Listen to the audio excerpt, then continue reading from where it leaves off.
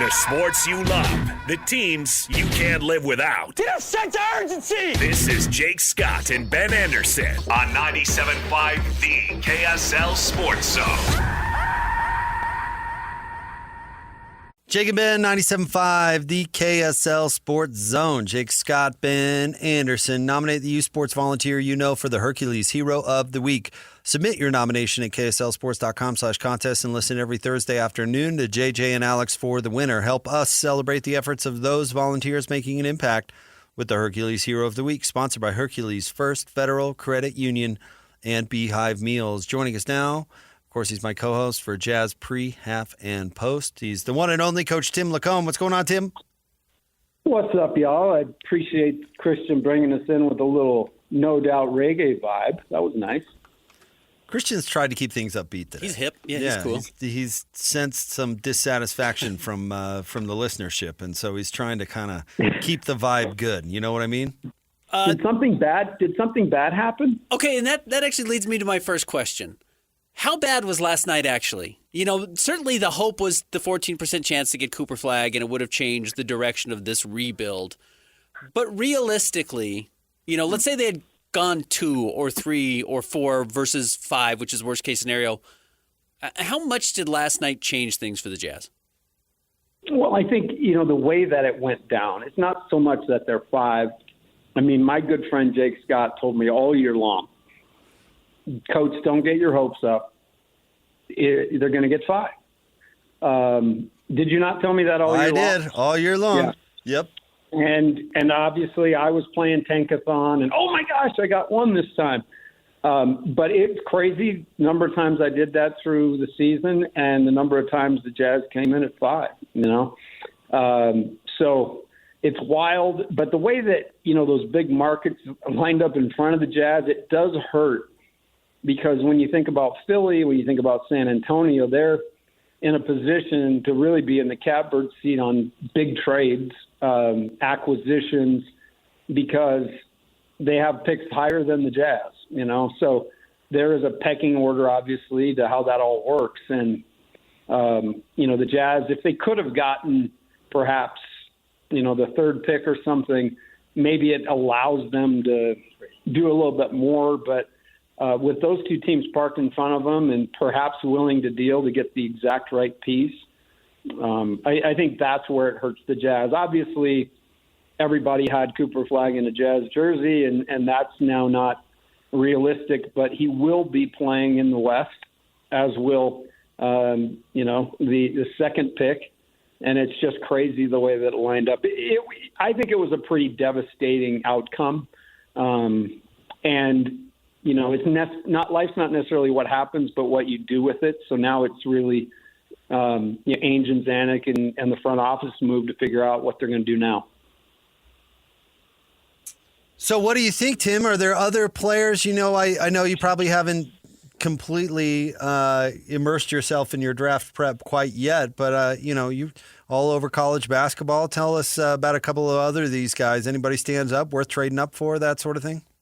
Well, there's, you know, I think that obviously the draft's in a couple of tiers. There's one guy, you know, at the top, and that's the no-doubter.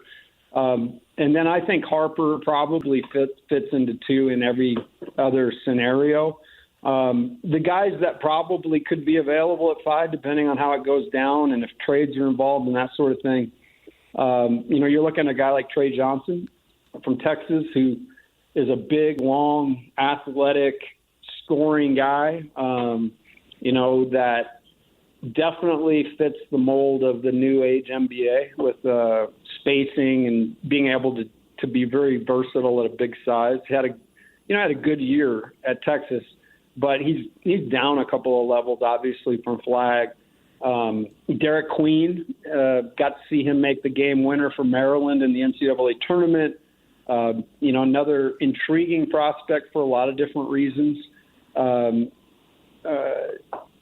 I think there'll be guys, and we'll dig into it more. But it's, you know, it's different than perhaps getting one of those top couple picks. BJ Edgecombe's another name that's out there, Baylor kid that measured a little bigger yesterday in the combine than I thought he would. He's 6'4.5", I guess, in bare feet. So he's explosive, a scorer. I would assume he probably would be gone before that pick, but perhaps, we've seen guys move around. So another guy to kind of keep an eye on. Yeah, I think outside of the top two, and even if the second pick gets traded, which I think is somewhat realistic, I just don't know how solidified the top 5 is, really, and we got to remember how quickly things change leading up to the draft. Regardless, I think looking at where the Jazz are sitting at number 5, Coach, do you still think it's a high-value pick? Like, do you think it's fallen out of a tier to the point where, it's a major drop versus what they had hoped to have? No, I mean, in reality, you would most years be really excited to have a top 5 pick. And if this front office has proved anything, they've proved that they can find guys, with unique skill sets. And so the work just is different. You're looking through a different group of guys. Another guy that stands out had a really great year, and it was a little dampened or shaded by playing with Cooper Flagg, but Con Knippel at Duke he's just a fabulous player. He's a guy that really gets it and understands where the ball needs to go and how, plays with the right level of energy defensively. So another guy that could pop in there. But again, it's just you're changing your sights. It's you're out of the Flagg, you're out of the Harper game. So now it's like, how can we? And maybe the Jazz decide to move. If it comes with some value and they can change their team a little bit. I think that's what's intriguing, though, is it can go a lot of different ways from here. What'd you think about Dallas, of all teams, getting the number 1 pick? When they said Dallas has moved into the top 4, and Rolando Blackman, gave me – he was a phenomenal player, by the way. I lived in Dallas when he was there. But he gave it that big grin. I was like, Dallas is getting this pick. And, it's just crazy the way that, I guess, those top 3 picks in that way, if you're betting on a triple or a trifecta in the Kentucky Derby, if you picked that, the odds were 0.0114. So pretty crazy the way that thing landed. Is there a position you wouldn't draft because of talent the Jazz have on their roster right now? I don't think so. No, I think in Oklahoma City, some of the teams, Boston, they've proven that you really what you need is a bench full of guys that can do a lot of different things. A guy like Peyton Pritchard for the Celtics, who's just, so good for them, 6th man of the year, was, a guy that can defend, can shoot, can play make. So, yeah, depending on how it falls, I would imagine position's going to be far less important perhaps than talent and fit. Is there a specific skill that either its absence is such a red flag now that you would pull them off of a draft board or at least push them far down, or one that is so important now that you would push towards the top of your board? Like, is there a must you have to have in today's NBA? Well, I believe, and it's always the way we've recruited, when I was involved in basketball, a guy's got to be able to make baskets. He's got to be able to shoot. The guys that come into the league, and shot sub or in the 20s, it's scary because you see the spacing in the NBA. Now, if that guy's got the ability, and I speak of Isaiah Collier, he's got the ability to be a one-man fast break. He's got the ability to make passes other guys don't make because he has that vision. Then, the shooting takes its place, and you say, then you really evaluate the stroke and can we improve it. But in today's game, man, I would be really reticent to take guys that can't shoot. And especially where the Jazz are right now, I think you've got enough guys that can create. You've got guys that can get to the middle of the floor. The way Will plays is that thing is well-spaced. And, the penetration is either for yourself, and you find that out pretty quickly, or it's to move that ball. And it ends up with a guy most of the time shooting 3. So I would say that would be a really important thing. And obviously that a guy like Yegor, can he prove that in the combine? He had a much better shooting experience in the tournament, which was good.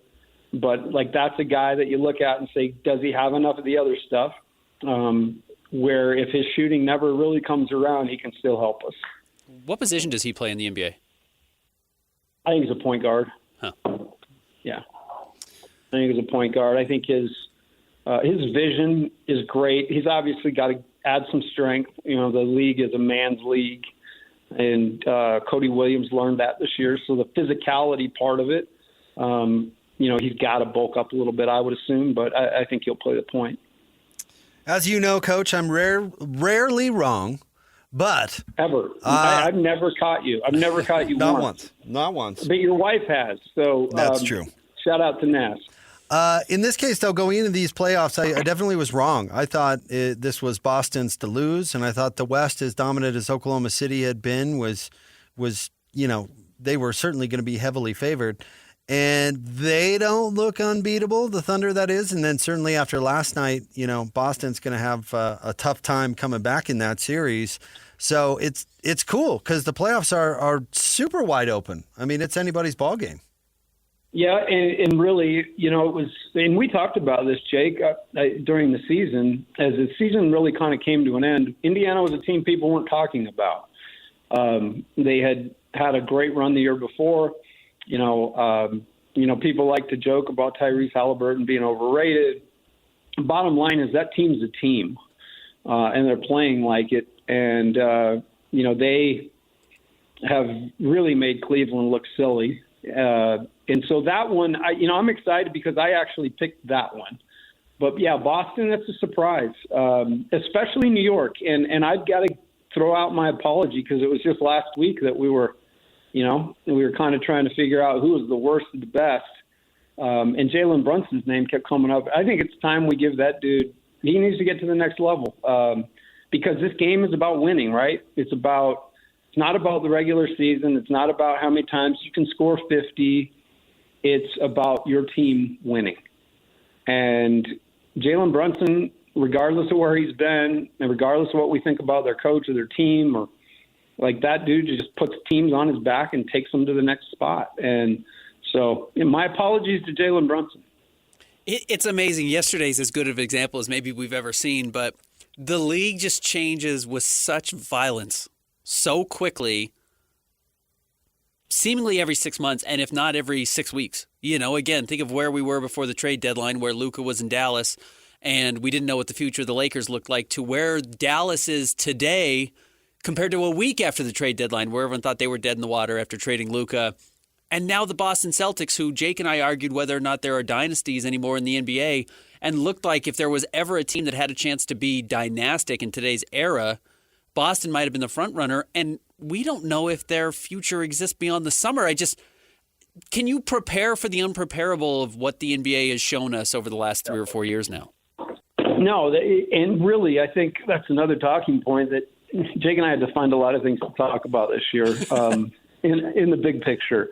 And one of those things we talked about was just that really the NBA is so cyclical and that things happen so quickly. And even more so now with stars that, you know, just aren't, you know, we saw with Jimmy Butler, just not going to play until you move them. It really is imperative to be prepared for those moments and to have your feelers out there. I mean, like this whole Giannis thing, we saw this coming 100 miles away.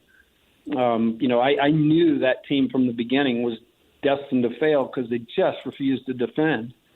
And so it's just – so now Giannis is going to be on the move, and that's going to change the power dynamic. And I do know this. I mean, that's how this guy Ainge made his name, is he's always been ready for stuff like this. And there's going to be more. You've got – the Phoenix movement, perhaps, you know, they're in such a bad way. You've got the ability, you know, San Antonio can sit there with 2 and really be choosy about what they want to do, but their projections with the roster they have now and what they could have is absolutely crazy. We need to look into who holds stock in the NBA in San Antonio, because that thing is it's just crazy how it's like the Jazz always fall and San Antonio always rises. Ben thinks the Spurs are going to move number 2 for Giannis. I could see it, dude. And how scary would that be? I think you look at the big bodies we've seen in the NBA, the freak bodies, and I say that term lovingly. Joel is one of these bodies, and Zion is one of these bodies, and they are breaking down.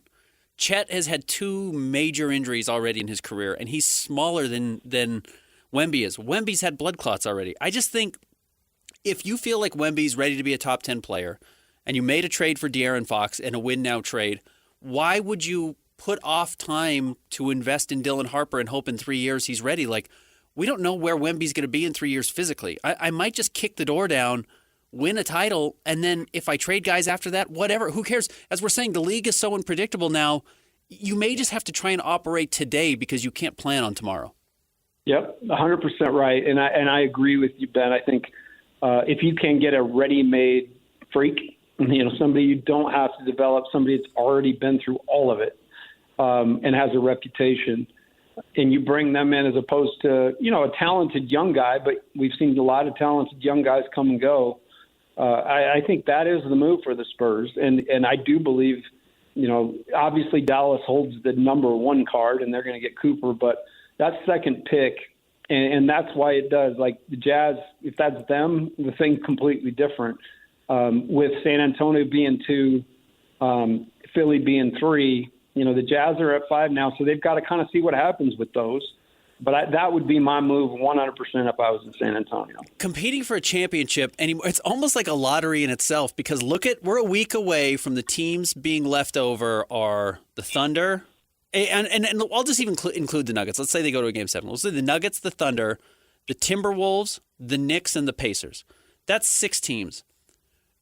Go back to the trade deadline. Where would you have ranked those teams as far as championship odds 1 through 30 in the NBA? I mean, like, the Pacers might have been 15.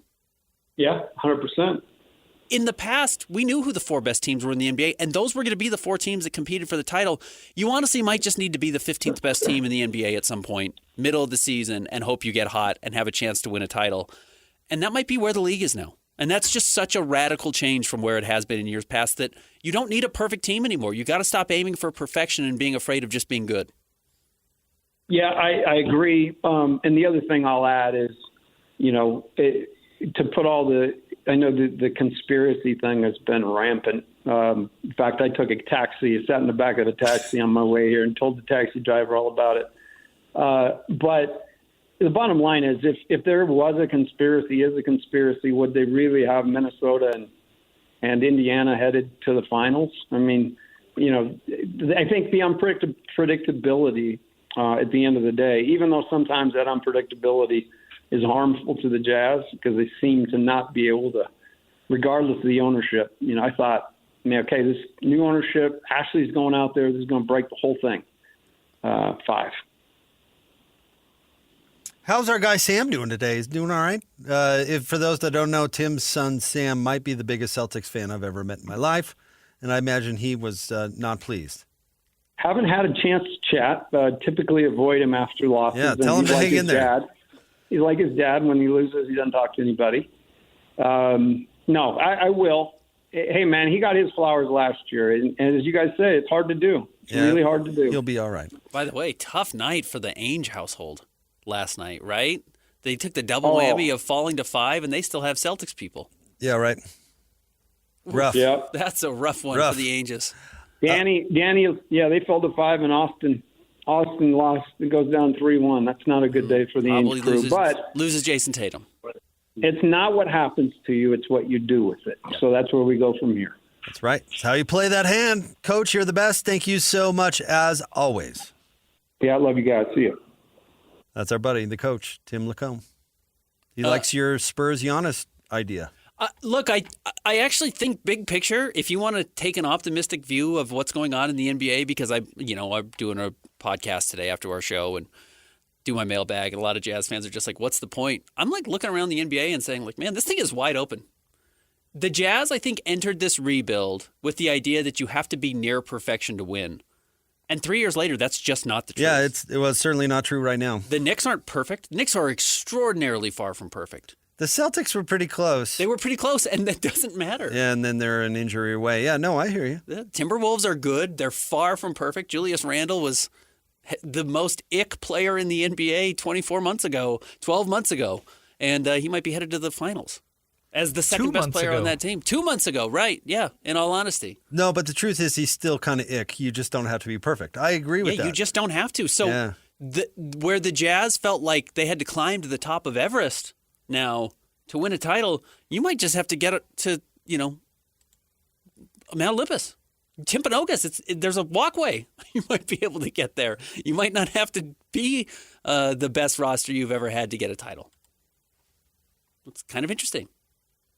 Sorry, Ben, I'm a little distracted. There's like multiple stories that I'm super into that are just There ongoing. are. I see one that we should talk about on the other side.